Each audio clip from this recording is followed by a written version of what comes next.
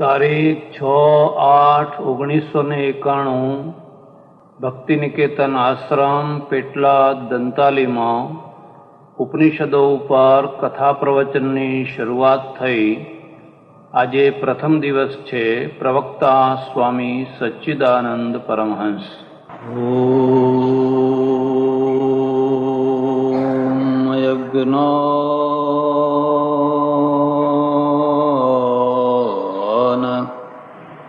तिमिरान्धस्य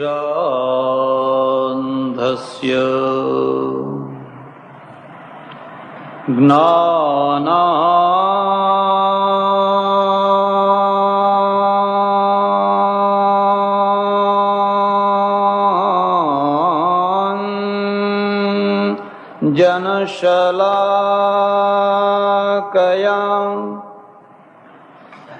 चक्षुरुन्मीलितं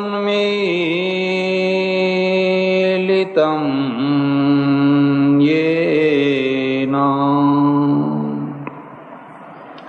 तस्मै श्री गुरवे नमः. मूकं करोति वाचालं पंगुं लंघयते गिरिं यत्कृपातमहं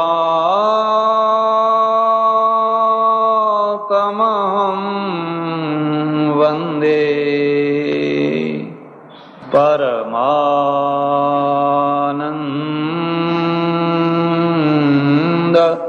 माधवम्. करचरणकृतं वा कायजं कर्मजं वा श्रवणनयनजं वा मानसं वापराधम्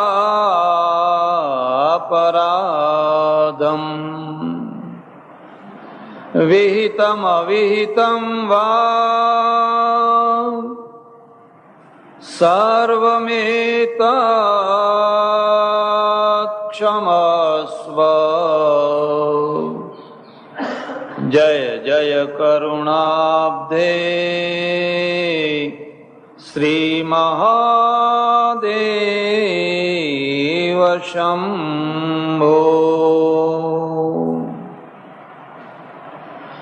ओम नमो भगवते वासुदेवाय.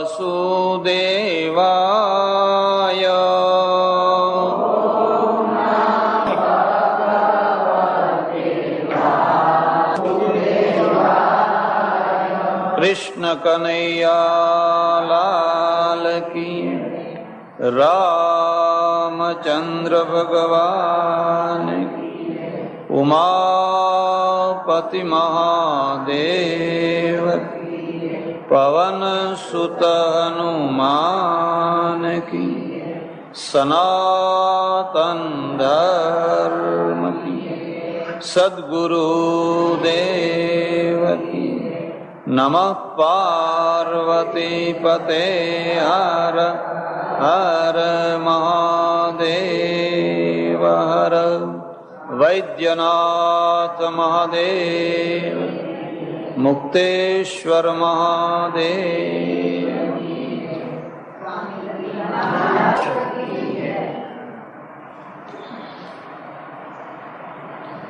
સુખના બે કેન્દ્રો છે. એક સુખ બાહ્ય સુખ છે, બીજું સુખ અંતર સુખ છે. બાહ્ય સુખ બહારના પદાર્થોથી મળે છે અને અંતર સુખ અંતરની સ્વસ્થતાથી મળે છે. બાહ્ય પદાર્થો ના દ્વારા જે મળનારું સુખ છે એ ખોટું નથી, પણ એ સુખનો લાભ એને મળી શકે જેનું અંતર સ્વસ્થ હોય એને. તમારા અંતરમાં ઉકાળા હોય, તમારું અંતર અસ્વસ્થ હોય અને તમને સોનાના ઢગલા ઉપર બેસાડી દેવામાં આવે તો એ સોનાનો ઢગલો પણ તમને સુખ આપી શકે નહીં. તમારું અંતર અસ્વસ્થ હોય અને તમને 32 પ્રકારના પકવાન પીરસવામાં આવે તો એ પકવાનમાં પણ સ્વાદ આવે. તમારા અંતરની અંદર વેદના હોય, પીડા હોય, અશાંતિ હોય અને તમને 36 પલંગમાં કોઈ સુવાડે તો એ 36 પલંગમાં ઊંઘીને પણ ઊંઘ આવે નહીં. જો માત્ર બાહ્ય પદાર્થોથી માણસ સુખી થતો હોત તો પૈસાદાર માણસો કદી દુખી થાય નહીં. પણ આપણે જાણીએ છીએ, જોઈએ છીએ કે ગરીબની માફક પૈસાદાર માણસો પણ દુખી થતા હોય છે. એટલે એનું મૂળ કારણ છે માણસના અંતરમાં સ્વસ્થતા હોવી જોઈએ. અંતરની સ્વસ્થતા ક્યાંથી આવે છે? ધ્યાન દેજો. અંતરની સ્વસ્થતા એટલે અંતરનું સમ્યકપણું, અંતરની સમતા, અંતરની સ્થિત પ્રજ્ઞતા શાસ્ત્રોના જુદા જુદા શબ્દો છે. જૈન જેને સમકિત કહે છે, સમ્યક જ્ઞાન કહે છે, ભગવદ્ ગીતા એને સ્થિત પ્રજ્ઞતા કહે છે, કોઈ એને આત્મજ્ઞાન કહે છે, કોઈ એને ઊંચી ભૂમિકા કહે છે. જે હોય તે, પણ જ્યાં સુધી માણસનું અંતર સમતા પ્રાપ્ત ન કરે ત્યાં સુધી એ બાહ્ય પદાર્થોના સુખોને પણ ભોગવી શકતો નથી. ત્યારે અંતરની સમતા પ્રાપ્ત કરવા માટેનું સૌથી પહેલું પગથિયું છે સત્સંગ. આ શબ્દને યાદ રાખજો. એનું સૌથી પહેલામાં પહેલું પગથિયું છે, એનું નામ છે સત્સંગ. જેમ કોઈ ગંધાતા રૂમમાં માણસને રાખ્યો હોય તો એને ગમે નહીં. ગંધાતા ગોદડામાં સુવાડ્યો હોય તો એને ગમે નહીં. ગંધાતા ભાણામાં જમવા આપ્યું હોય તો એને ગમે નહીં. એને ગંધાતા કપડાં પહેરાવ્યા હોય તો પણ એને ગમે નહીં. એવી જ રીતે અંતઃકરણ જો ગંધાતું હોય, અંતરનું તત્વ જો ગંધાતું હોય તો અંતરની ક્ષમતા એને પ્રાપ્ત થઈ શકે, તો અંતરમાં એને ગમે નહીં. ભગવદ્ ગીતામાં એક ખાસ વાત કહી છે, સૌથી વધારે સુખી કોણ છે? જે અંતરથી પ્રસન્ન છે. તમે કોઈ માણસને મળો કેટલાક માણસોને તમે જોજો, જ્યારે જુઓ ત્યારે ખીલેલા ને ખીલેલા, ગુલાબની માફક ખીલેલા.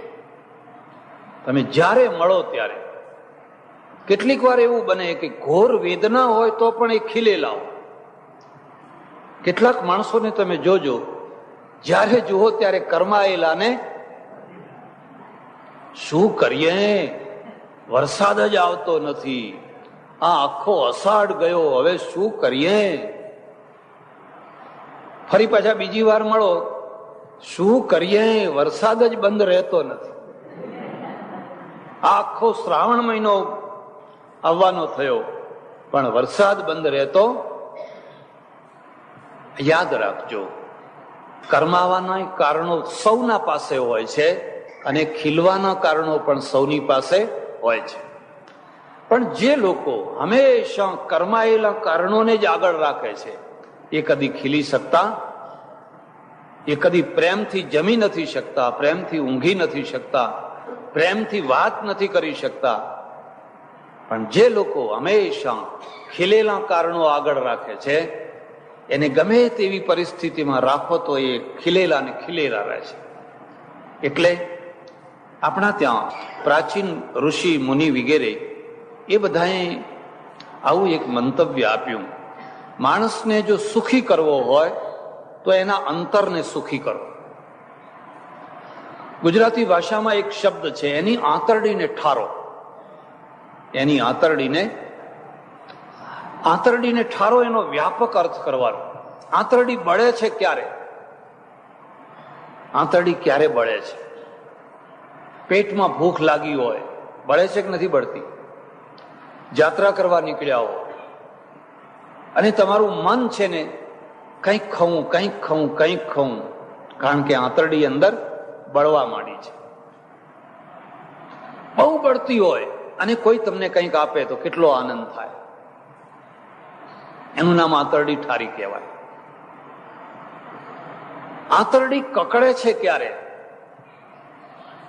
પેલું તો પાશેર અનાજ આપ્યું એટલે આંતરડી ઠરી ગઈ. પણ આંતરડી કકડે છે ક્યારે? જ્યારે એના ઉપર તાપ આવ્યો હોય ત્યારે. ધ્યાન દેજો, એના ઉપર તાપ આવ્યો હોય. તાપ એટલે શું? નજીકના માણસો છે ને એ સૌથી વધારે ઠારે છે અને સૌથી વધારે બાળે છે. દૂરના માણસો બહુ બાળી ના શકે. બાળી શકે? એકાદ વાર ટ્રેનમાં ભેગા થયા, ઝઘડો થયો, અડધા કલાકમાં પતી ગયો તો છૂટા પડી ગયા. હવે જેની સાથે પનારું પડ્યું છે એ અડધા કલાકમાં છૂટું પડવાનું છે? હે? નજીકના માણસો જેટલું ઠારે એટલા દૂરના માણસો ઠારી શકે, અને નજીકના માણસો જેટલું બાળે એટલા દૂરના માણસો બાળી શકે. જેને નજીકનું કોઈ માણસ જ ના હોય એવું કોઈ માણસ છે? કોઈને પુત્ર હોય, કોઈને શિષ્ય હોય, કોઈને પતિ હોય, કોઈને પત્ની હોય, કોઈને માતા હોય, કોઈને ભાઈ હોય, કઈ ને કઈ તો હોય. સંસારના બહુરૂપ છે, બહુરૂપ છે. આ આશ્રમ પણ એક સંસાર જ છે. અને તમારા ઘરને ચલાવવામાં તમને જેટલી માથાકૂટ પડે છે એથી વધારે અમને પડે છે. મારી વાત ઉપર વિશ્વાસ ના હોય તો એકાદ મહિનો ચલાવી જુઓ, ખબર પડે. એકાદ મહિનો ચલાવી જુઓ તો પછી ખ્યાલ આવે. નજીકના માણસો પ્રશ્નો ઊભા કરે છે અને નજીકના માણસોના દ્વારા પ્રશ્નોનું સમાધાન પણ થાય છે. પ્રશ્નો ઊભા કરનાર માણસો જેને મળ્યા છે ને એ માણસ અંદરથી તપતો હોય છે. ભલે ને એસીમાં બેઠો હોય, આલિશાન બંગલામાં, પણ અંદરથી એ તપતો હોય છે. હવે તપેલા માણસને ઠારે કોણ? એને ઠારે એનું નામ સત્સંગ કહેવાય. એ જાય, ઠંડો થાય, વાહ, એકદમ તાપ ઉતરી ગયો, એ ઠંડો થાય, એનું નામ સત્સંગ કહેવાય. જરા આગળ વાત કરો. તપવું છે ને એ સહન કરવા યોગ્ય છે. તમને તાપ લાગે, તાપ પડે, પણ એ તો તમે સહન કરી શકો. પણ બાળવું છે ને એ એનાથી વધારે કઠિન છે. બાળવામાં ને તપવામાં ફરક છે ને. તપવું તો તમે સહન કરી શકો, બાળવાનો અર્થ છે એકદમ અગ્નિ અડી જાય, તમે સહન ના કરી શકો. કેટલાક બળતા માણસો હોય છે, અને આ બળતરા છે ને એ પણ અંતરની છે, બહારની નથી. તાપ પડ્યો, ગરમી લાગી, એનાથી કઈ માણસ બહુ બળે નહીં, પણ અંદરના દ્વારા એને બળતરા છે. એનું મન બળ બળ બળ બળ બળ બળ બળ બળ થઈ રહ્યું છે. અને જે બળતા માણસો છે એના જેવું દુનિયામાં કોઈ દુઃખી નથી. કોઈ કહેતા કોઈ દુઃખી નથી. બળતા માણસ છે ને એ બળતા માણસને જે ઠારે ને એનાથી મોટો કોઈ સંત નથી, એનાથી મોટો કોઈ જ્ઞાની નથી, એનાથી મોટો કોઈ દાતા નથી, એનાથી મોટો કોઈ પરમાર્થી નથી. અને એ કામ કેવી રીતે થઈ શકે? બસ એના અંતરની અંદર એક શીતળતા મૂકી આવે. અને શીતળતા ક્યાંથી આવશે?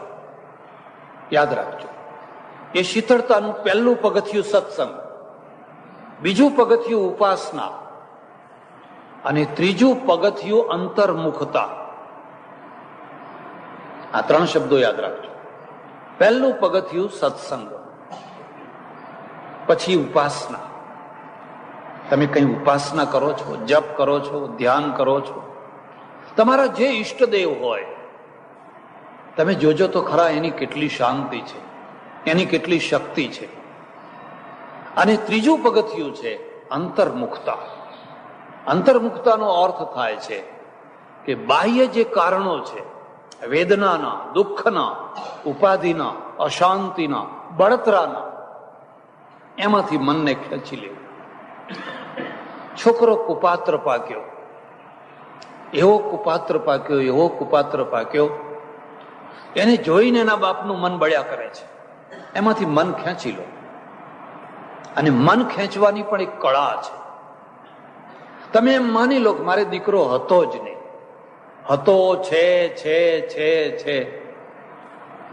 એ મગજમાં સતત છે પણ હું કેમ લઈને બેઠા છો? જેને નથી હોતો એ કેવી રીતે જીવે છે? તમે એમ માની લો કે મારે છોકરો છે જ નહીં. મારે જે કોઈ પ્રતિકૂળ માણસ હોય, જે કોઈ બાળનારું માણસ હોય, એમાંથી મનને ખેંચી લો. અને ખેંચી લો એ ક્યારે ખેંચી શકાય? કે અંતર્મુખતા આવે ત્યારે. બસ મારે પગે લાગવાનું છે.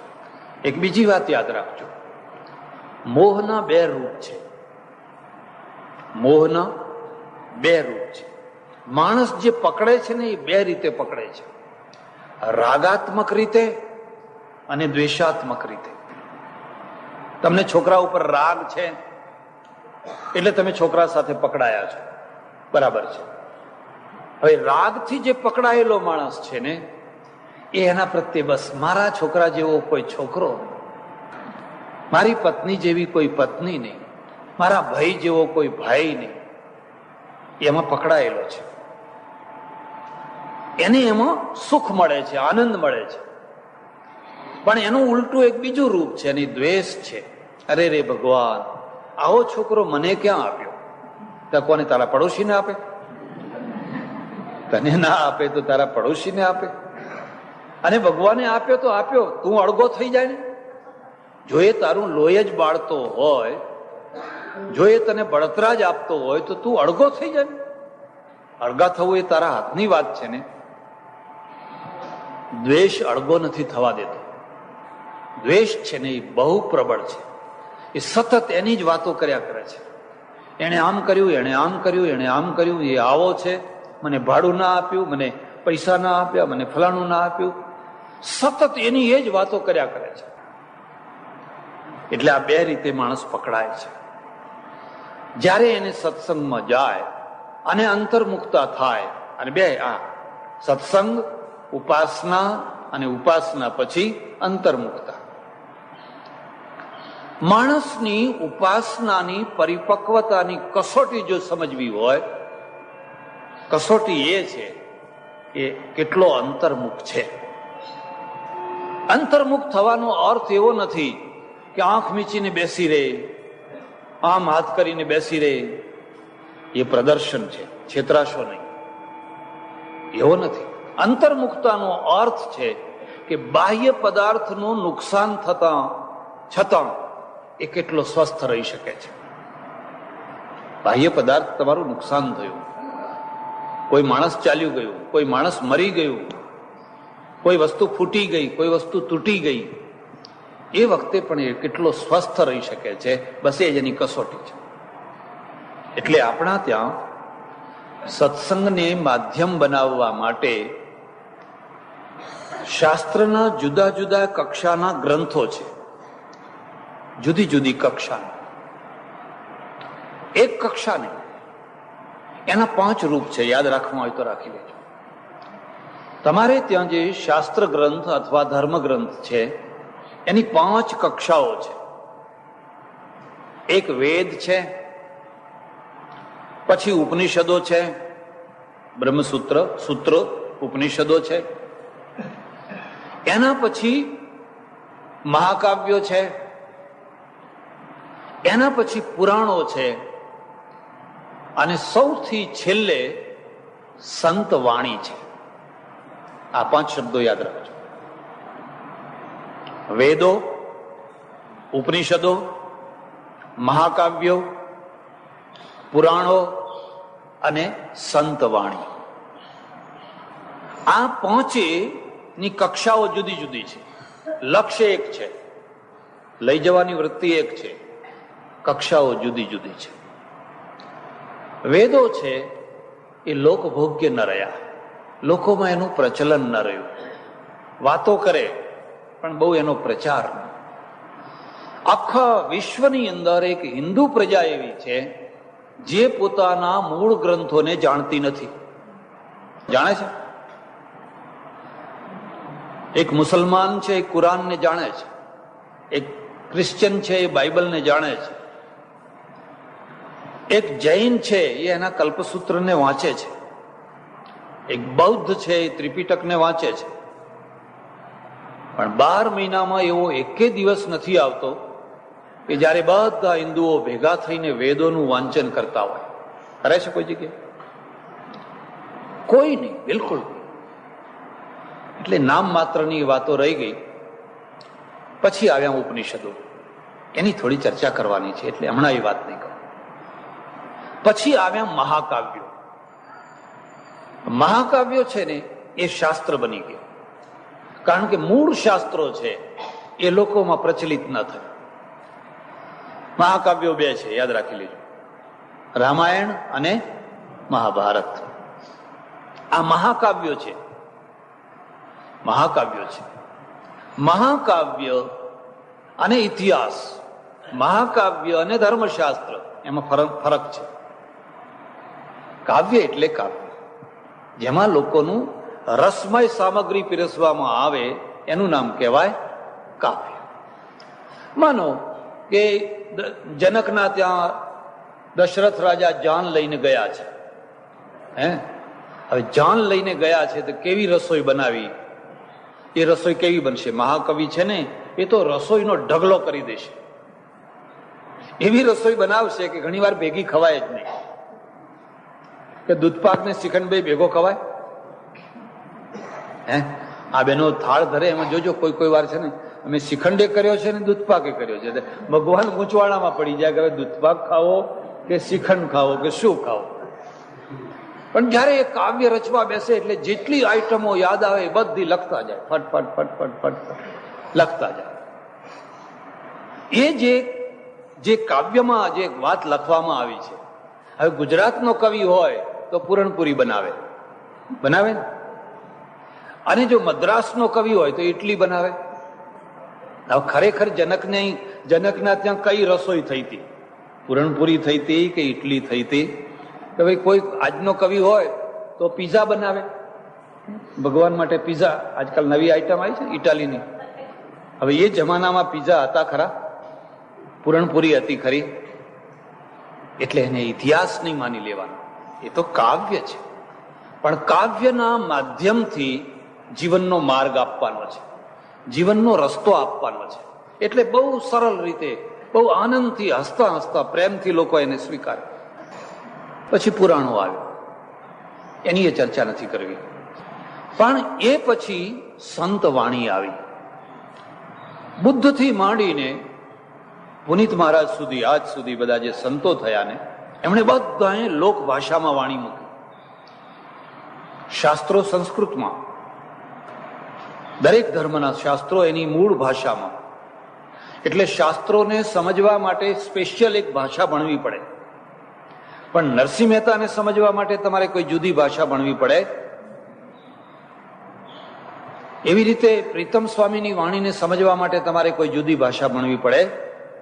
કારણ કે લોક ભાષા છે. લોકો જે ભાષા બોલતા હોય રાત દિવસ, એ જ ભાષામાં એ રચના કરવા. શ્રીમદ રાજચંદ્ર છે, એમની આત્મસિદ્ધિ છે, એને સમજવા માટે તમારે કોઈ જુદી ભાષા ભણવાની જરૂર હોય. એટલે સંત વાંગમય જેને કહેવાય, સંત વાણી જેને કહેવાય, એ હંમેશા લોક ભાષામાં રહેવાની, લોકોની પદ્ધતિથી રહેવાની. અને એ લોકોના બહુ સમીપમાં હોય છે. કબીર તમારા નજીકમાં છે, આટલા વર્ષો પછી પણ છે કે નહીં? તુલસીદાસના દોહરા, કબીરના દોહરા કેટલા બધા પ્રચલિત છે, કારણ કે લોક ભાષામાં છે. એટલે આ ધર્મના, ધર્મશાસ્ત્રોના, શાસ્ત્રોના આ 5 ભાગ છે, 5 સેક્શન છે. આપણે કયો ભાગ લેવાનો છે? પહેલા એવો વિચાર કરેલો કે વાલ્મીકી રામાયણ રાખીએ. તુલસી રામાયણ ઉપર થોડી ચર્ચા કરેલી છે, અને આજે ઘણા લોકો તુલસી રામાયણ ઉપર ચર્ચાઓ કરતા હોય છે. વાલ્મીકી રામાયણ લગભગ ભૂલાવા માંડી છે. વાલ્મીકી રામાયણ ઉપર રાખીએ. પણ પછી મને એમ થયું કે એની એ વાત, એની એ ચર્ચા, એની એ બધા પાત્રો, એ બધું એનું એ આવ્યા કરે, એના કરતા કંઈક નવી વાત સંભળાવે. માનો કે હું રામ સંબંધી કોઈ ચર્ચા કરવા બેસું, સીતાજી સંબંધી કોઈ ચર્ચા કરવા બેસું, તો તમને એની એ વાતો ફરી ફરીને સાંભળવાની મળે. એની તુલનામાં તમને કોઈ નવી વાત સાંભળવાની મળે. તો એ નવી વાત સાંભળવા માટે, અને ખાસ કરીને મારો જેના ઉપર ભાર છે, એ ભાર છે ઉપનિષદો ઉપર. હિન્દુ પ્રજાને જો આજે પણ ફરીથી આત્મગૌરવ વાળી કરવી હોય, તો એના માટે આ ગ્રંથો આજે પણ પર્યાપ્ત ભાથું લઈને બેઠેલા છે, પર્યાપ્ત શક્તિ લઈને બેઠેલા છે. એટલે આપણે જે ચર્ચા કરવાની છે એ ઉપનિષદોની ચર્ચા કરવાની છે. ઉપનિષદોની ચર્ચા શરૂ કરીએ એના પહેલા થોડીક મુદ્દાની, મહત્વની વાત થોડી સમજવાની છે. એક પહેલામાં પહેલી વાત તો ઉપનિષદ એ ચિંતન ગ્રંથ છે, વિચાર ગ્રંથ છે. માત્ર મનોરંજન માટે લખાયેલો આ ગ્રંથ નથી. તમને કોઈને રસ જાગે તો તમે જોશો તો ઉપનિષદોની કેટલીક ખાસિયતો છે. એમાંની એક ખાસિયત હું તમને બતાવું, તમને નવાઈ લાગશે. ઉપનિષદોમાં ક્યાંય પણ કોઈ પણ જગ્યાએ સાધુ નથી. ઋષિ છે, મુનિ છે, સાધુ નથી. તમારે જોવું હોય તો ઘેર જઈને ઉપનિષદો જોઈ લેજો. યાજ્ઞવલ્ક છે, ભારદ્વાજ છે, બીજા બધા ઘણા ઋષિઓ છે. કોઈ જગ્યાએ સાધુ નથી. એક વાત. બીજી વાત, ઉપનિષદોની અંદર જે આજે આપણા ધર્મની કક્ષા પહોંચી છે, ખાસ કરીને જે અત્યંત અતિરંજિત થઈ ગયું, અતિરંજિત, એની જગ્યાએ શાંતિથી પલાઠી વાળીને અંતર્મુખ થવાની વૃત્તિ છે. એક વાર જો તમારા મસ્તિષ્કની અંદર આ વાત બેસી જાય તો ભગવાનના દર્શન કરવા માટે તમારી દોડાદોડી આપોઆપ શાંત થઈ જાય. તમે જ્યાં બેઠા છો ત્યાં તમને ભગવાનના દર્શન થાય. તમે જ્યાં બેઠા છો ત્યાં તમને કાશી દેખાય, તમને મથુરા દેખાય, તમને ગંગા દેખાય. કારણ કે આખા ઉપનિષદનો સાર અંતર્મુખતા છે. એક બીજી વાત, ઉપનિષદોમાં અકર્મણ્યતા નથી. અકર્મણ્યતા નથી. નિવૃત્તિ છે પણ અકર્મણ્યતા નથી. ઉત્તરવર્તી કાળની અંદર નિવૃત્તિ અને અકર્મણ્યતા બે એકબીજાના પર્યાય બની ગયા. કશું કરવાની જરૂર નથી, કાંઈ કરવાની જરૂર નથી. તમે આગળ ઉપનિષદોમાં જોશો, આગળ મંત્રો આવશે એમાં એ કહે છે કુર્વન્નેવેહ કર્માણી જીજી વિષેદ છતમ સમાહા. કર્મ કરતા કરતા 100 વર્ષ સુધી તો જીવવાની ઈચ્છા રાખ. જીવવાની ઈચ્છા રાખ, મરી જવું નથી, પણ કર્મ કરતા કરતા. અને કર્મનો ફલિતાર્થ કર્યો છે કર્તવ્ય કર્મ. તમારી જવાબદારી, તમારી જવાબદારી. એટલે તમને આમાંથી બે ડિફરન્સ દેખાશે. ઉત્તરવર્તી જે સાધુ યુગ આવ્યો અથવા શ્રમણ યુગ આવ્યો, એમાં ત્યાગ અને વૈરાગ્યની પ્રધાનતા, અને ઉપનિષદમાં કર્તવ્યની પ્રધાનતા.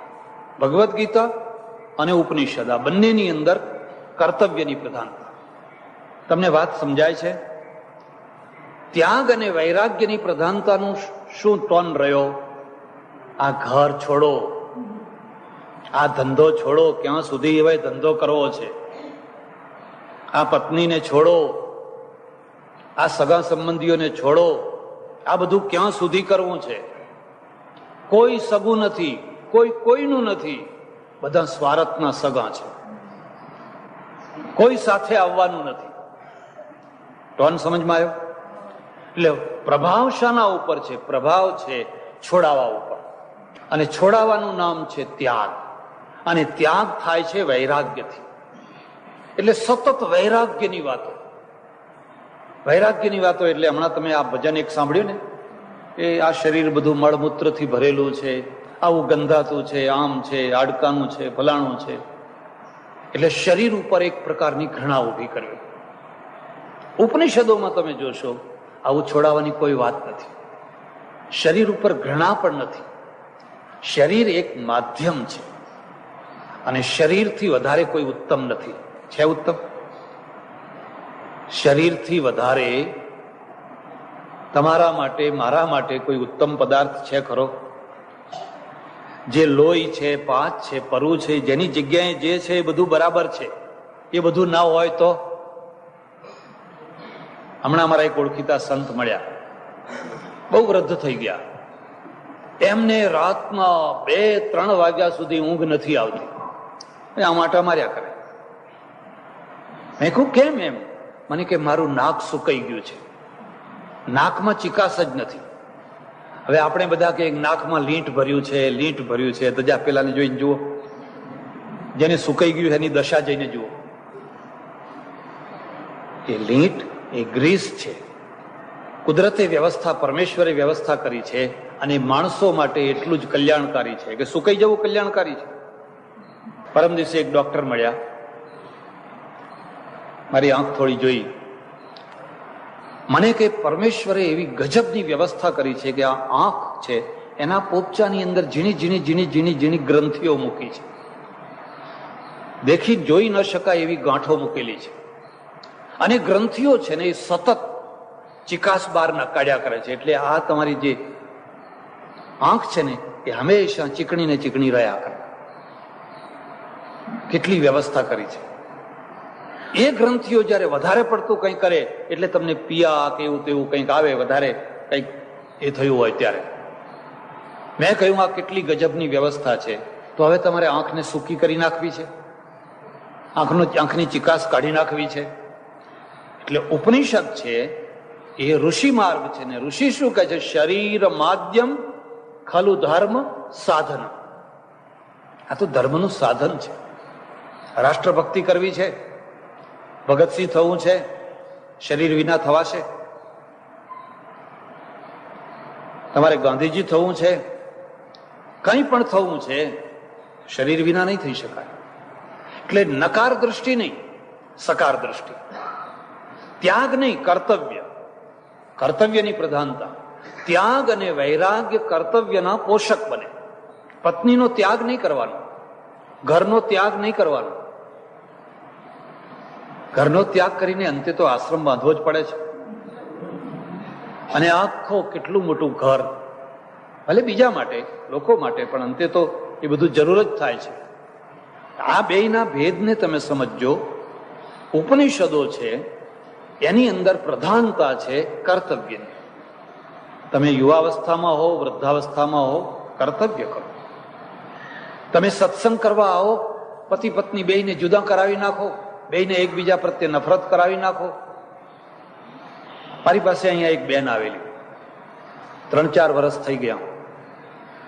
બહુ રડી. મને કે મારા પતિ છે એ પ્રોફેસર છે અને હું એક બાપુના ત્યાં સત્સંગ કરવા જતી, મને બહુ રસ પડ્યો, એટલે પછી મારા ઘરવાળાને મેં ખેંચ્યો. એ નતા આવતા પણ મેં એને ખેંચ્યો, ચાલો. અને પેલા ઘરવાળા આવ્યા, બાપુને બહુ ગમી ગયા. એક દિવસ એમણે એમનો હાથ જોઈને કહ્યું કે રે મૂરખ, તું કયા સંસારમાં પડ્યો છે? તારા હાથની રેખાઓ બતાવે છે કે તું તો બહુ મોટો યોગી રાજ થવાનો છે, બહુ મોટો યોગીશ્વર થવાનો છે. બસ જ્યારથી આ વાત એમણે સાંભળીને ત્યારથી અમારા ઘરમાં ભંગાણ પડી. ભંગાણ વધતા આજે એટલી કક્ષાએ ભંગાણ વધ્યું છે કે મને કહે છે કાં તો ઘર છોડીને તું જતી રહે, કાં તો હું જતો રહું. હવે આપણે બે ભેગા નહીં રહી શકીએ. બાપજી, 3 બાળકની માં હું, ઘર છોડીને ક્યાં જાઉં? અને એ જતા રહે તો મારું શું થાય? આ ત્યાગ છે, આ વૈરાગ્ય છે, પણ કર્તવ્ય નથી. અને એટલે ત્યાગ અને વૈરાગ્ય જ્યારે કર્તવ્યના બાધક બને ને ત્યારે સમાજનું પતન થાય. ઊંચા ગુણોના દ્વારા પ્રજાનું પતન થાય. ગુંડાગીરીથી જે પતન થાય ને એને બચાવવું બહુ કઠિન નથી. એને તો એક સારો પોલીસ ઇન્સ્પેક્ટર આવે એટલે પેટલાદની વ્યવસ્થા સારી કરી આપે, બહુ સરળતાથી. પણ ઊંચા ગુણોના દ્વારા જ્યારે પતન થાય એને બચાવવું બહુ કઠિન છે. એટલે ઉપનિષદોમાં શું છે? ઉપનિષદોમાં પતિને આદર્શ પતિ થવાનું, પત્નીને આદર્શ પત્ની થવાનું, એકબીજાને છોડવાના નહીં, દાંપત્ય વધારવાનું. પિતાને આદર્શ પિતા થવાનું, પુત્રને આદર્શ પુત્ર થવાનું. એવું નહીં તમે 3 મહિના કથા સાંભળી, બસ હવે ઘરમાં જ જવાનું મન નથી થતું, તો હવે કોઈ આશ્રમમાં જાઓ. અને આશ્રમમાં ગયા પછી ખબર પડશે કે અહીં તો ઘર કરતા વધારે ઉપાધિઓ છે. સવારથી હા સુધી કામ કરાવે, એટલે એ તો પછી ખબર પડે. ઉત્તર ગુજરાતમાં એક તલાવડી છે, ઉત્તર ગુજરાત છે ને, ત્યાં તલાવડી છે. ત્યાં 36 પટેલો છે ને, 36 પોતરા ચિત્રાના તડકા પડે, લાય બળી ગયેલા. પછી તલાવડીમાં પાણી ભરવા ગયા. પહેલા તો પાણીની કોઈ બોર નતા, એ તલાવડીમાં 36 ઘડા લઈને ગયા. અને સામે એક મોટો મઠ દેખાય, આશ્રમ દેખાય. અને પહેલા તો એક એવો જમાનો હતો કે આટલા બધા તાપ વેઠ્યા પછી પણ સારી રીતે રોટલો ના મળે, દેવાદાર બધા, લુખ્ખો રોટલો. કે અલ્યા આ કયા પાપ કર્યા હશે, એ આટલી મહેનત મજૂરી કરીએ છીએ તો એ સુખેથી રોટલો મળતો નથી. અને આ પેલા મહારાજ જુઓ ને, લાલ ચણોઠી જેવા, જ્યારે જુઓ ત્યારે ગાદી ઉપર બેસવાનું અને જય જયકાર કરે લોકો. ચાલો ને બાવા થઈ જઈએ એમ કે આ પ્રસ્તાવ કોને ના ગમે? રોજ લાડવા ખાવાના પાછા, આ પ્રસ્તાવ કોને ના ગમે? એ 36 ઘડા તરતા મૂકી દીધા. હવે કોઈને કહેવા જવું, પહોંચી ગયા એટલે પેલા મહારાજે કહ્યું, આવો બેટા આવો, ક્યા બાત હૈ? महाराज संन्यास लेना है, संन्यास लेना है। कहा हाँ सही बात है, संसार असार है, संसार में कुछ भी नहीं है, ये झंझट ही है, जंजाल ही है। महाराजे તરત આપી દીધો સંન્યાસ. રાજી થઈ ગયા, ખુશ થઈ ગયા. એક મુદ્દાની વાત યાદ રાખજો, તમે ભગવા પહેરો કે સીધા પહેરો કે ધોળા પહેરો કે કાળા પહેરો કે ગમે તે પહેરો, માણસ માત્ર અંતે તો પોતાની સગવડને જ ખોરતો હોય છે. ખોરતો હોય છે કે નથી ખોરતો? માણસ માત્રની આ વૃત્તિ છે. તમે ગાડીમાં બેસો તો બારી પાસે બેસવાનું ગમે, ગમે કે ના ગમે? ઘણી વાર લોકો હઠ કરતા હોય, તું બેસ ને, ના તમે બેસો, એમ કે તમે બેસો, તમે બેસો, એટલે બારી આગળ બેસવાનું ગમે. કોઈ જગ્યાએ ધર્મશાળામાં ઉતારો કર્યો હોય ને તો એમાંય ડાયા માણસો હોય ને પહેલા પહોંચી જાય, પંખાવાળી જગ્યા રોકી. અને સત્સંગમાં જાય તો ત્યાં ખરું નહીં, સત્સંગમાં જાય તો પંખો જોઈએ, ટેકો જોઈએ, કે ક્યાં ટેકો દેવાય એવું ક્યાં. માણસને આ સ્વભાવ છે, પ્રકૃતિ છે, એ ગમે ત્યાં જાય, ગમે તેવી રૂપમાં જાય, એને એની સગવડ ગમે છે, ગમે છે ને ગમે છે. 4, 5, 6 દિવસ થયા એટલે પેલા તો બધા એમ થયું, હાશ હવે મજા આવી. પેલા મહારાજે બોલાયા, आओ आओ बेटा आओ. पहले क्या करते थे, घर में क्या करते थे? महाराज खेती करता था. खेती करते थे? कहा अच्छा अच्छा, अपने 800 વીઘા જમીન है, આપણે 800 વીઘા જમીન છે. એટલે બધાના ચહેરા ઉતરી ગયા. 800 વીઘા જમીન છે, હશે એમ કે બાર બાપજી. નહીં નહીં બેટા, દેખો સેવા કરો, કલ સે ખેતર में જાઓ. બીજા દિવસથી પાછા ખેતરમાં મોકલી દીધા. આખો દિવસ એનું એ જ કર્યા કરે, એકબીજાના ચહેરા જુએ. સાંજે આવે પછી કે ભાઈ ઘરમાં હતા તો સાંજે આવીએ ત્યારે પેલી બિચારી ઘરવાળી ગરમ પાણી કરીને આપે, લુખું સુખું પણ પ્રેમથી ખવડાવે. અહીં કોઈ ગરમ પાણી આપતું નથી, ખાવ તોય વાહવા અને ઊંઘી જાવ તોય વાહવા. બધા ઊંચી ભૂમિકામાં છે, એટલે કોઈને કોઈની કઈ પડી. ઉપનિષદનો માર્ગ આ માર્ગ નથી. ઉપનિષદમાં ત્યાગ છે, વૈરાગ્ય છે, પણ કર્તવ્ય માટે છે, કર્તવ્ય છોડાવવા માટે નથી. ત્યારે આગળના યુગમાં જે ત્યાગ વૈરાગ્ય આવ્યો એ કર્તવ્ય છોડાવવા માટે આવ્યો. આ બેયના ભેદને સમજજો. તમે 2 ભાઈઓ છો, સારા ભાઈઓ થઈને રહો, રામ લક્ષ્મણ જેવા. તમે માતા છો, આદર્શ માતા થઈને જીજીબાઈ જેવા માતા થઈને રહો, શિવાજી પેદા કરો, સંસ્કાર નાખો. કઈ છોકરાને કે માને હડસેલી થોડી દેવી છે. જ્યાં છો ત્યાં તમે તમારું કર્તવ્ય કરો. અને ભગવદ્ ગીતાને તમે જોશો તો આખી ભગવદ્ ગીતાનો મૂલાધાર જ આ છે. અર્જુનને સંન્યાસ લેવો છે અને કૃષ્ણને યુદ્ધ કરાવવું છે ને? બેનો વિવાદ અહીંયા જ છે ને. અર્જુન મારે યુદ્ધ નથી કરવું, અને અર્જુનને જયારે યુદ્ધ નથી કરવું ત્યારે જે કારણો આપ્યા છે બિલકુલ વૈરાગ્યના કારણો છે. આવું યુદ્ધ શા માટે? લોહીથી ખરડાયેલું, આવા બધા ભોગો ભોગવીને મારે, અને આ તો મારા સ્વજનો છે, અમને મારીને મારે સુખી નથી થતું. હું ભિક્ષા માગીશ, પણ મારે આવું સુખ જોઈતું માટે કોણ તૈયાર છે? કહો. આપણે બધા તૈયાર હો કે ના હો, આપણી તૈયારીથી તૈયારી થાય છે. આપણી તૈયારીથી કોઈ આવે છે લેવા માટે? મરવા માટે આખી દુનિયા તૈયાર છે. જે મરી ચૂક્યા છે ને જે મરવાના છે એનો જે શોક ના કરે એનું નામ પંડિત છે. અર્જુન, આ યુદ્ધ છે તારા ભોગો માટે નથી, આ યુદ્ધ કર્તવ્ય છે. જો તું આ યુદ્ધ નહીં કરે તો હજારો દ્રૌપદીઓના બાલ ખેંચાશે, તો પછી કોઈની મિલકત સલામત નહીં રહે, માત્ર કૌરવોનું રાજ્ય થઈ જશે. માટે આ યુદ્ધ તારા માટે કર્તવ્ય છે. હું જે વાત કહેવા માંગુ છું એ વાતને તમે સારી રીતે સમજજો. બેયમાં ડિફરન્સ શું છે? ત્યાગ અને વૈરાગ્યની વાતો કરો, પણ કર્તવ્ય બજાવવા માટે કરો. જો કર્તવ્ય છોડવા માટે એ વાતો હોય તો એ વાતો તમને ડૂબાડી દેશે. ઊંચી વાતોના દ્વારા વિનાશ થશે. એટલે ઉપનિષદોની અંદર તમે જોશો કે એમાં કર્તવ્યની પ્રધાનતા છે, પણ કર્તવ્ય છે એની કક્ષા છે, એની કક્ષા છે. કક્ષા એટલે શું છે? તમારા કર્તવ્યનું વર્તુળ કેટલું છે? બસ તમે તમારા વર્તુળને ઘર સુધી જ રાખો છો તો તમે સામાન્ય માણસ છો. તમારું વર્તુળ ગામ સુધી છે તો તમે કંઈક વિશેષ છો. તમારું વર્તુળ તાલુકા સુધી છે તો તમે એથી વિશેષ છો. તમારું વર્તુળ દુનિયાના ઘણા ભાગ સુધી છે તો તમે એથી પણ કંઈક વિશેષ છો. તો એ વર્તુળ કેવી રીતે મોટું થઈ શકે?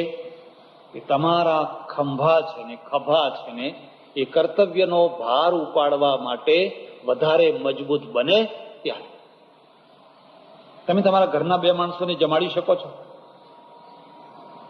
ઘણા લોકો નથી જમાડી શકતા. તમે જોજો, સાંજે ઘણા છોકરાઓ અડધું ખાઈને ઊંઘી જતા હોય છે, અડધું ખાધું ના ખાધું ને ઊંઘી જતા હોય છે. અને મેં ત્યાં જોયું, અમે નવો આશ્રમ કર્યો ત્યાં એવા કેટલાય ઘર છે, સાંજે અડધો કિલો 1.25 કિલો લોટ લઈ આવે ઘંટીથી, અને એના જે રોટલા થાય એ ભાગે વેચી લે અને અડધો રોટલો ખાઈને સૂઈ જવાનો. હોય તો બીજો રોટલો એને ખાવો છે, પણ બીજો રોટલો એના નસીબમાં. એ માણસ પોતાના ભાર ઉપાડી શકે છે? પોતાનો ભાર નથી ઉપાડી શકતો. ત્યારે તમારા ખભા મજબૂત હોય તો તમે 100 માણસને જમાડી શકો છો, તમે 500 માણસને જમાડી શકો છો. તમારા ખભા મજબૂત થાય. જેમ જેમ તમારા ખભા મજબૂત થતા જાય એમ એમ તમારા કર્તવ્યનો વ્યાપ મોટો થતો જાય, સ્ત્રી હોય કે પુરુષ હોય. અને જેમ જેમ તમારા કર્તવ્યનો વ્યાપ મોટો થતો જાય એમ એમ તમારી મહત્તા વધતી જાય. પેલો માણસ જે પોતાના બાળકને ખવડાવી નથી શકતો, એ મરી જાય તો કોઈને બહુ બહુ મોટું દુઃખ ના થાય. બહુ તો એની ઘરવાળી રડે કે છોકરા રડે કે ગામ ના રડે. પણ જે માણસ હજારોનું પોષણ કરે છે, જે માણસ લાખો માણસો માટે કઈ ને કઈ પ્રેરણા આપનારો છે, એ જ્યારે મરી જાય છે ત્યારે લાખો માણસો રડે છે. કેમ રડે છે? કારણ કે એ લાખોનો ભાર ઉપાડી શકે છે એટલા માટે. એટલે સજ્જનો, ઉપનિષદની જે ચર્ચા કરવાની છે એની આ વિશેષતા પહેલા તમે સમજી લેજો. અને બીજી એક વાત સમજી લેજો કે ઉપનિષદો સકારાત્મક ગ્રંથ છે, નકારાત્મક નથી. તમારી દૃષ્ટિમાં ચોખ્ખું થઈ જવું જોઈએ. ઋષિ માર્ગ, વૈદિક માર્ગ સકારાત્મક છે, નકારાત્મક નથી. જે છે એ ભગવાનનું બનાવેલું છે, જે છે એ તમારા માટે છે, તમે એના માટે છો. તમે એનો સારી રીતે, સમ્યક રીતે, વિવેકપૂર્વક એનો ઉપયોગ કરી જાણો. અને જો તમે એ ઉપયોગ કરી જાણો તો તમે સાચા માર્ગે છો. કોઈને લાત મારવાની જરૂર નથી, કોઈનો તિરસ્કાર કરવાની જરૂર નથી. બસ જરૂર છે માત્ર સમજણ. આપણે જે ઉપનિષદ પહેલા ચલાવવાનું છે એ ઉપનિષદનું નામ છે ઈશાવાસ્યમ, ઈશાવાસ્યોપનિષદ. બરાબર? પછી થોડી પેલી ચર્ચા કરીશ. ઉપનિષદ એટલે શું? થોડી વાત અઘરી પડે તો તમારે સાંભળવાની, કારણ કે અઘરી વાત છે એ સાંભળશો તો ધીરે ધીરે ધીરે સમજમાં આવશે. અમારે ત્યાં સંસ્કૃતમાં શબ્દ છે ને એના અંદર અથાહ અર્થ ભંડોળ લઈને બેઠો હોય છે. એમાં જેટલી ડૂબકી મારો એમાંથી એટલા અર્થો નીકળી શકે. સંસ્કૃતના શબ્દોની આ એક વિશેષતા છે. અહીં ઘણી વાર આવે છોકરાઓ, હું પૂછું તારું નામ શું? રિંકુ. રિંકુનો શું અર્થ થાય? એટલે મમ્મી સામે જુએ. રિંકુ તો શું સમજે કે રિંકુ મમ્મી સામે. મેં કહ્યું શું આ રિંકુનો અર્થ શું થાય? અને બાપજી ખબર નથી. બસ ખબર નથી. એવા ઘણા નામ છે જે નામના લોકોને ખબર હોતી, જેના નામની લોકોને ખબર નથી હોતી. એક દાખલો આપું સામાન્ય રીતે. એક સજ્જન આવ્યા, શું નામ તમારું? મને કે ભોગીલાલ. મેં કહ્યું એનો અર્થ શું થાય? કોઈ વાર વિચાર કર્યો એનો અર્થ શું થાય? તો તરત થોડાક વિદ્વાન હતા, કથાકાર હતા. ઘણી જગ્યાએ આખ્યાન વગેરે કરવા જાઓ. મને કે બાપજી મારી નાખ્યા તમે તો. મેં તો કોઈ દાડો વિચાર જ ના કર્યો કે આનો શું અર્થ થાય, અને હવે જયારે વિચાર કરું છું ત્યારે ખબર પડે છે આવો અર્થ થાય. એક સજ્જન આવ્યા, તમારું નામ શું? મફતલાલ. શું ભાઈ એનો અર્થ શું થાય? એનો અર્થ તો કંઈક થતો હશે ને. કેટલાક શબ્દો એવા છે કે આજે ઘણા લોકો પ્રચલિત છે, એનો અર્થ નથી હોતો. અને અર્થ હોય તો બસ વાત જ ના કરો, એવો અર્થ હોય ને. ત્યારે સંસ્કૃતની આ એક વિશેષતા છે. તમારે એ નામો જોવા હોય તો બંગાળમાં જવાનું. બંગાળમાં ભલે એ ટોપલા ઉપાડતી હોય, ગમે તે હોય, સાંજે 2 રૂપિયા માંડ કમાતી હોય, પણ એનું નામ જુઓ તો ચંદ્રમુખી હોય કે ચંદ્રકલા હોય કે એવું કંઈક નામ હોય. હવે અહીં તો ગામમાં કાશીઓ જ કાશીઓ જુઓ, એટલી ચંચળો જ ચંચળો હોય, પણ બીજું કોઈ નામ તમને મળે છે કે નથી મળ્યું? મણીઓ જ મણીઓ જોવે, એટલી બધી મણીઓ. અને આ બાજુ જુઓ તો રાવજીભાઈ જશભાઈ, રાવજીભાઈ જશભાઈ, પશાભાઈ, ફલાણા. પેલા લોકોને નામ રાખતા આવડે છે. ત્યારે ઉપનિષદ જે નામ છે એ નામને પણ સમજવાનું છે. શદલી ધાતુ છે, વિશરણ ગત્યવસાદનયો.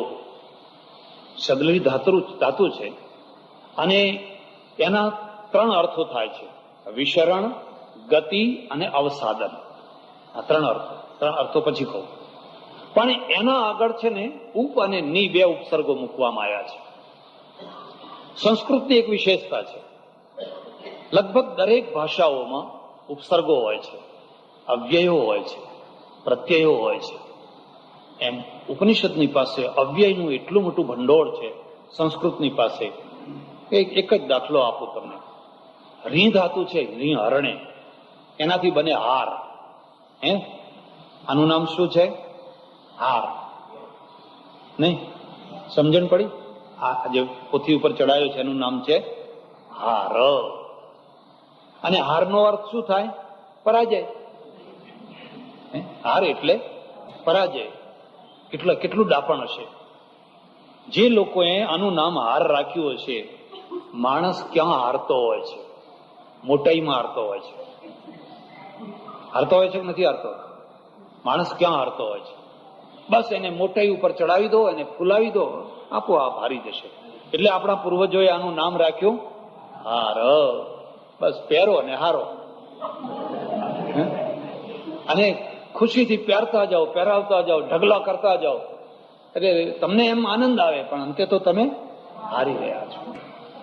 એટલે આપણા ત્યાં એક પદ્ધતિ છે, હાર ભગવાનને પહેરાવાનો, હાર ધર્મગ્રંથને પહેરાવાનો.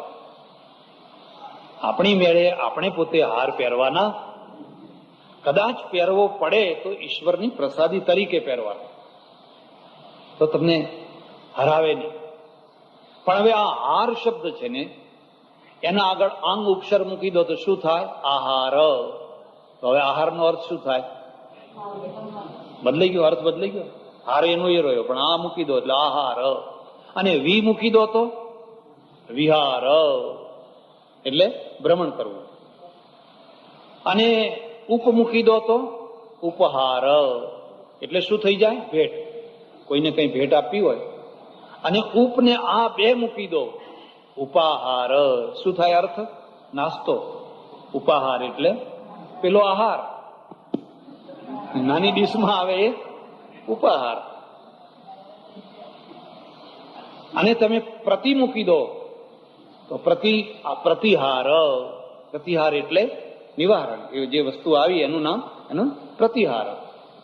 બસ એના આગળ નીવ મૂકી દો તો નિહાર. એમ આ ઉપસર્ગો મૂકતા જાઓ. એનો એ શબ્દ છે, એના અનેક અર્થો કરતા જાઓ. એમ ઉપનિષદ છે, એમાં સદલી ગતિ અવસાદનયો, વિશરણ ગતિ અવસાદનયો. તો એના આગળ પહેલા ઉપ અને ની આ બે ઉપસર્ગો મૂકવામાં આવ્યા. આ બેયના વિશેષ અર્થો છે. ઉપ એટલે નજીકમાં, ઉપ એટલે નજીકમાં. આજે એકાદશી છે ને, વાસ એટલે વસવું, વાસ એટલે વસવું.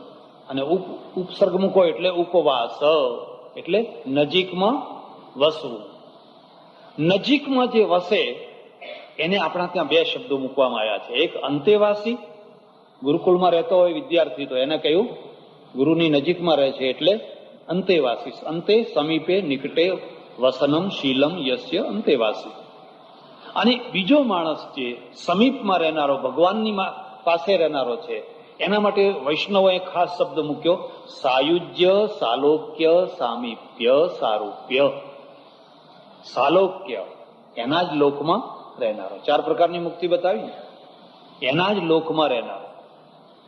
તમારા ધામમાં અમને રહેવાની જગ્યા આપજો. તમારા ધામમાં રહેવાનું ક્યાંથી? એને સાલોક્ય એટલે અહીંયા ઉપનિષદ શબ્દ જ્યારે બનાવ્યો ત્યારે એના આગળ પહેલા ઉપ મૂક્યો. તો હવે જેના સમીપમાં રહેવાનું છે, પણ રહેવાના બે અર્થ છે. એક માણસ એવો હોય એકદમ પલાઠી વાળીને દ્રઢતાથી બેઠો હોય, અને એક ઊંચા મને બેઠો હોય. બેઠો હોય કે ના બેઠો? અહીં બેઠો હોય પણ ઊંચા મને બેઠો હોય. ખીચડી બળી જશે તો,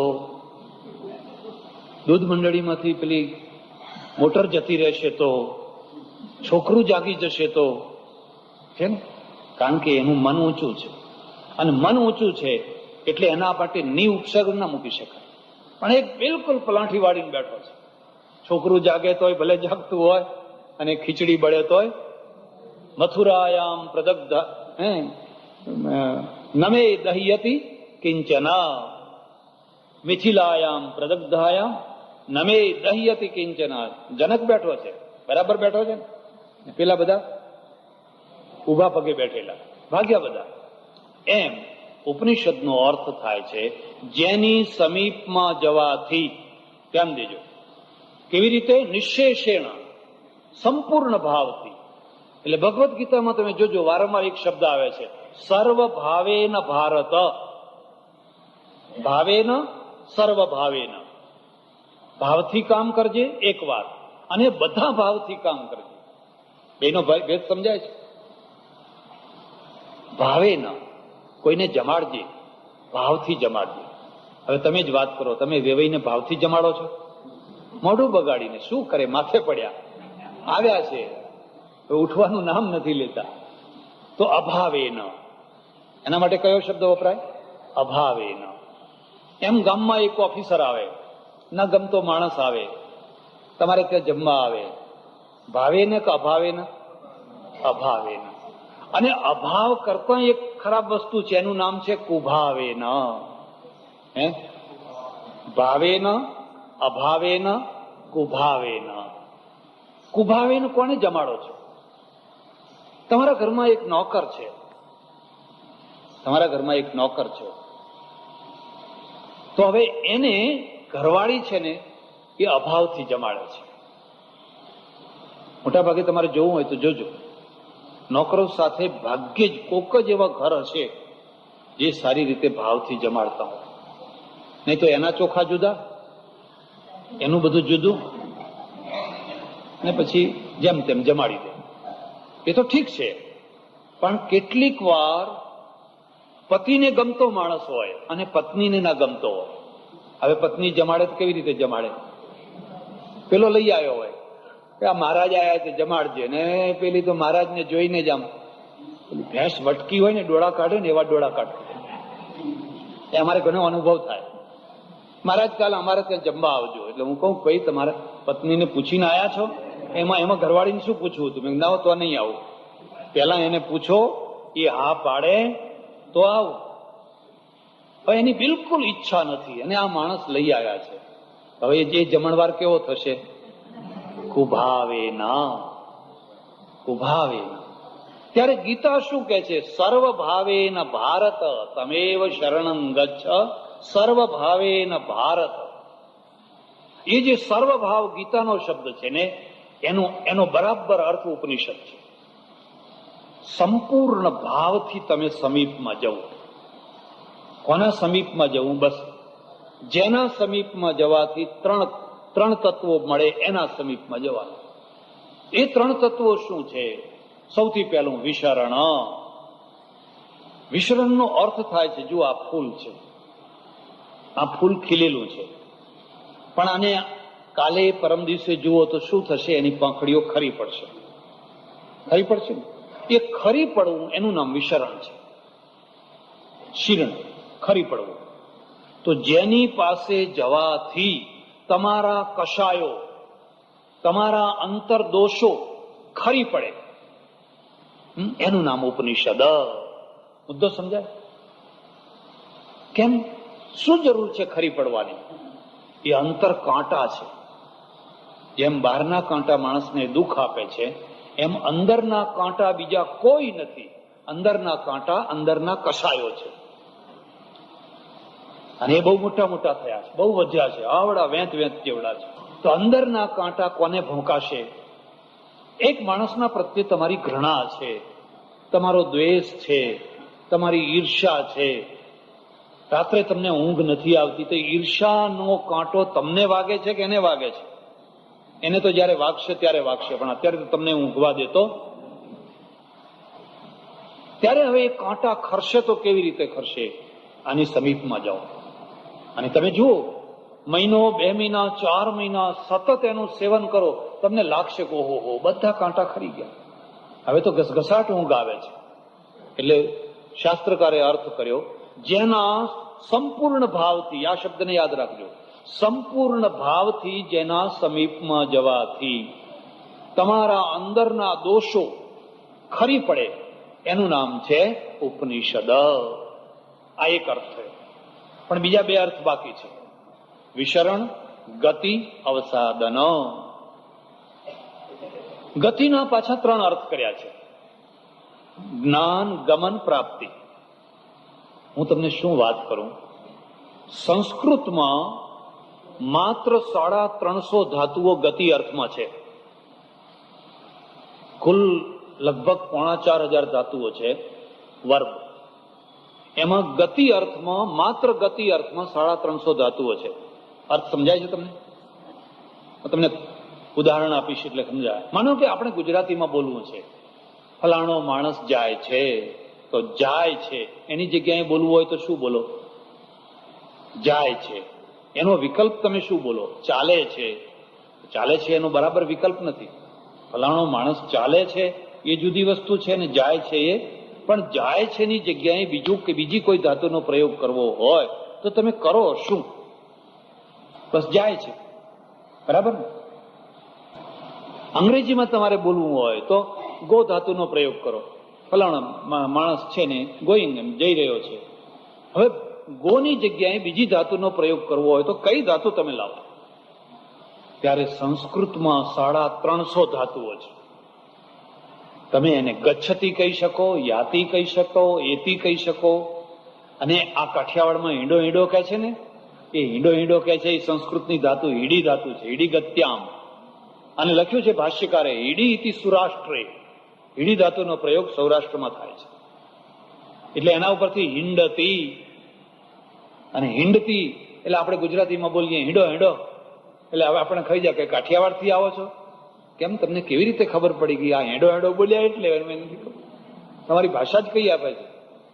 હાલ હાલ, હવે હલ ધાતુ સંસ્કૃતમાં હલતી, હલ ધાતુ છે, એના ઉપરથી હાલ હાલ કર્યું. એટલે સંસ્કૃતની પાસે એટલી બધી ધાતુઓ છે, એટલું બધું ભંડોળ છે. એમાંની આ એક ધાતુ, એમાં કયું? ગતિ. અને ગતિનો જ્ઞાન, ગમન, પ્રાપ્તિ. ગતિનો પહેલો અર્થ કર્યો જ્ઞાન. જો આપણે ગુજરાતીમાં પણ તમે જોઈ શકો છો કે આ ગતિશીલ માણસ છે. ગતિશીલ તો કોણ હોય? ટપાલી હોય, આખો દાડો ચાલ ચાલ કરે. પેલા હલકારા હોય ને, હલકારા જે સંદેશ વાહક હોય એ ગતિશીલ હોય. એને કોઈ ગતિશીલ કે? ગતિશીલનો અર્થ પ્રગતિશીલ. આના મસ્તિષ્કની અંદર નવા નવા વિચારો આયા કરે છે, એટલે ગતિશીલ છે.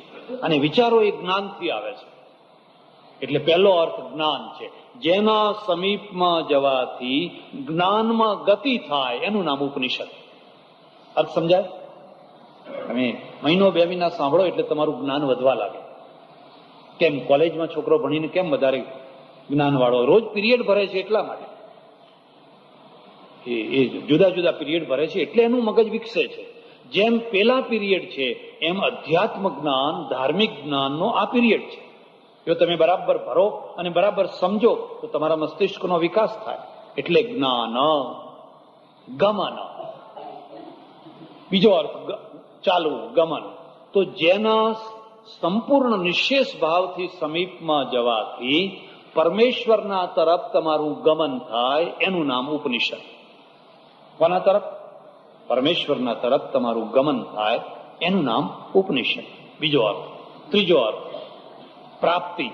જેના સમીપમાં સંપૂર્ણ ભાવથી જવાથી પરમેશ્વરની પ્રાપ્તિ થાય એનું નામ ઉપનિષદ. આ ત્રીજો અર્થ. તો જ્ઞાન, ગમન અને પ્રાપ્તિ, આ ત્રણેય ક્રમે ક્રમે મૂકી દીધા. એટલે પેલા શબ્દાર્થની અંદર કહ્યું વિસરણ, ગતિ, અવસાદનયો. અવસાદનનો અર્થ શું થાય છે? સમાપ્તિ, વસ્તુની પૂર્ણતા. તમે બધું ઘણું સાંભળ્યું, ઘણું વાંચ્યું, ઘણું બધું થયું અને હોવું જ જોઈએ. ઉપનિષદો પણ એક શરત મૂકે છે, બહુશ્રુતમ. બહુશ્રુતમ, જે માણસ બહુશ્રુત છે, બહુશ્રુતના બે અર્થ કરો. જેણે ઘણું સાંભળ્યું છે, ઘણા વક્તાઓને સાંભળ્યા છે, અને જેણે ઘણા પુસ્તકોને વાંચ્યા છે, એવો જે જેના મગજની અંદર પુષ્કળ જ્ઞાન ભરેલું છે, એવો જે બહુશ્રુત છે, એ બહુશ્રુત છે, આનો અધિકારી છે. જે અલ્પશ્રુત છે, જેણે કશું સાંભળ્યું નથી, કોરા કાગળ જેવો છે, એના માટે આ નથી. એના માટે તો જે ચીલા ચાલુ પેલા આખ્યાયિકા વાળા હોય, આખ્યાન કરનારા હોય, મારા વાલા રે આવજો રે એમ કરીને પછી જય બોલો, હજુ ખાઈ નથી આવ્યા કે શું, આખું દંતાલી સાંભળે એવી જય બોલો, બરાબર છે એમના માટે, એ પણ બરાબર છે, કઈ ખોટું નથી. પણ જે બહુશ્રુત છે, અને બહુશ્રુત થયા પછી એક બીજી વાત પણ જરૂર છે. જેના ઘરમાં એક જ અનાજ હોય, એક જ અનાજ હોય, એને કઈ બહુ માથાકૂટ કરવાની ના હોય. રાંધી કાઢો, આજ શું રાંધશું, આજ શું રાંધશું, કઈ પ્રશ્ન જ નથી. તમારે ત્યાં બીજું રાંધવા જેવું છે જ શું. પણ જેના ત્યાં ઘણા અનાજ હોય, અને ઘણા અનાજ પાછા ભેગા થઈ ગયા હોય, દવા પડી ગયા અને બધા ભેગા થઈ ગયા, હવે બધા ભેગા થઈ ગયેલા છે, હવે શું રાંધશું, ત્યારે હવે એને જુદા કરો, એમાંથી વિવેકથી જુદા કરો. જે બહુશ્રુત છે, બહુ પઠિત છે, એના અંદર ઘણી વાતો ભેગી થઈ ગયેલી હોય. અહીંનું સાંભળ્યું, અહીંનું સાંભળ્યું, અહીંનું સાંભળ્યું, અહીંનું સાંભળ્યું, અહીંનું વાંચ્યું, અહીંનું વાંચ્યું, મગજની અંદર એટલું બધું ભેગું થઈ ગયેલું હોય.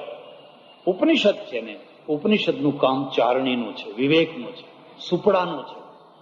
કે જો માણસ ધીરજ રાખે તો ધીરે ધીરે ધીરે સુપડું જેમ પેલા પોતરા કાઢી નાખે, ચારણી છે એમ જેમ કાંકરા કાઢી નાખે, અને જે વસ્તુ આપણે રાખવાની છે એને રાખી લે, એમ ઉપનિષદ વ્યક્તિની અંદર એવા પ્રકારની ચારણી ઊભી કરે વિવેકની. એ ચારણીના દ્વારા એને જે રાખવા જેવું તત્વ છે એ રાખી લે, અને કાઢવા જેવું તત્વ છે એ કાઢી લે. આગળ તમે એક મંત્ર આવશે તો એ મંત્ર તમે સાંભળશો કે વ્યક્તિની બધી ગાંઠો ક્યારે છૂટી જાય. ભિદ્યતે હૃદય ગ્રંથિ છિદ્યંતે સર્વ સંશયા ક્ષીયંતે ચાસ્ય કર્માણી તસ્મિન દૃષ્ટે પરાવરે. તસ્મિન દૃષ્ટે પરાવરે, પેલા પરમેશ્વરની પ્રાપ્તિ થયા પછી એના હૃદયની ગાંઠો બધી ભેદાઈ જાય. ભિદ્યતે હૃદય ગ્રંથિ છિદ્યંતે સર્વ સંશયા, અને એના બધા સંશય છૂટી ગયા. ઈશ્વર સાકાર છે કે નિરાકાર છે, ઈશ્વર આવો છે કે આવો છે, મારે આ કરવું કે મારે આ ના કરવું, શું ધર્મ ને શું અધર્મ, જેટલી ગાંઠો છે, છિદ્યંતે સર્વ સંશયા ક્ષીયંતે ચાસ્ય કર્માણી, અને એના જે કર્મો છે એનો ક્ષય થઈ જાય. તસ્મિન દૃષ્ટે પરાવરે. તો આ ભૂમિકા જેના અધ્યયનથી પ્રાપ્ત થાય, જેના મથનથી પ્રાપ્ત થાય, એવા ગ્રંથનું નામ છે ઉપનિષદ. એટલે આપણા ત્યાં જે મેં 5 પ્રકારના ગ્રંથો બતાવ્યા, વેદો, ઉપનિષદો, સૂત્ર ગ્રંથો, મહાકાવ્યો, પુરાણો અને સંતવાણી, આ પાંચેની અંદર સૌથી વધારે મહત્વ ઉપનિષદોનું છે. એની વધારે ચર્ચા, બીજી ચર્ચા આવતીકાલે ભગવાન જેવી બુદ્ધિ આપશે એ પ્રમાણે કરશું. આજે પહેલો દિવસ છે એટલે પહેલા દિવસમાં આ ઉત્થાનિકા ભૂમિકા ઉપનિષદના તત્વને થોડોક ખ્યાલ આવે એ માટે રાખવામાં આવી.